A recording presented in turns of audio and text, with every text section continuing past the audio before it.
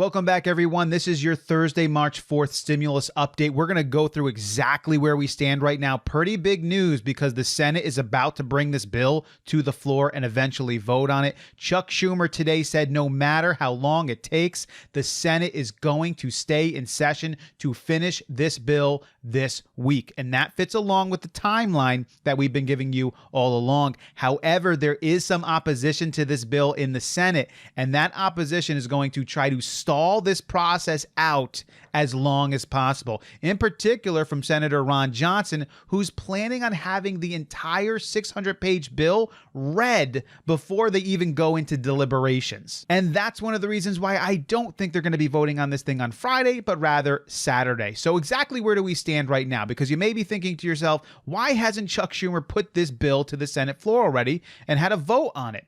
That's because they're waiting on the Congressional Budget Office and the Joint Committee on Taxation to ensure that the wording of the Senate bill will fit with the rules of reconciliation. Remember, they want only a simple 51 majority to be able to pass this in the Senate. If one of the line items is wrong and doesn't fit with the reconciliation bills, that's going to be a problem. And remember, too, that the Democrats are changing the bill. They're doing this to appease the moderate Democrats in the Senate and ensure that they will vote for the final draft. The changes that we know of right now is that they're not going to include the $15 federal minimum wage mandate in the Senate bill. There's going to be no funding for the bridge in upstate New York to Canada. There's going to be no funding for the extension of the railway system outside of San Francisco. We also know that they're going to be changing the threshold for the stimulus payments. We already talked about this. If you earn under $75,000 as a single filer, you are good to go. You're going to get your stimulus money.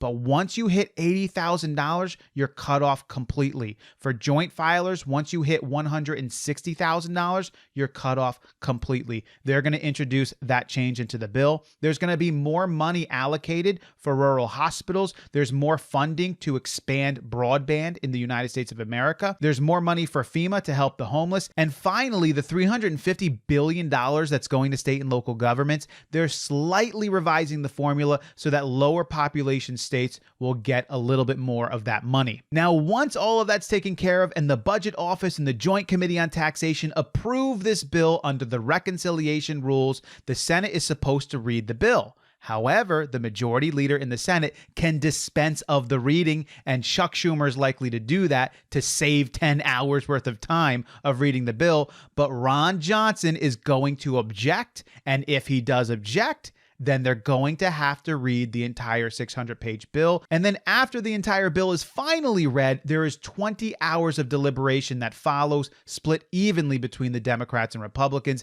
And then we move on to the vote-a-rama, and that could take a while too. So for fun, let's go ahead and calculate this out. Let's just say Chuck Schumer puts this thing to the Senate floor tonight at 6 p.m. Then they're going to have to read the entire bill. That's going to take 10 hours, so that's going to approximately bring us to 4 a.m. Friday morning.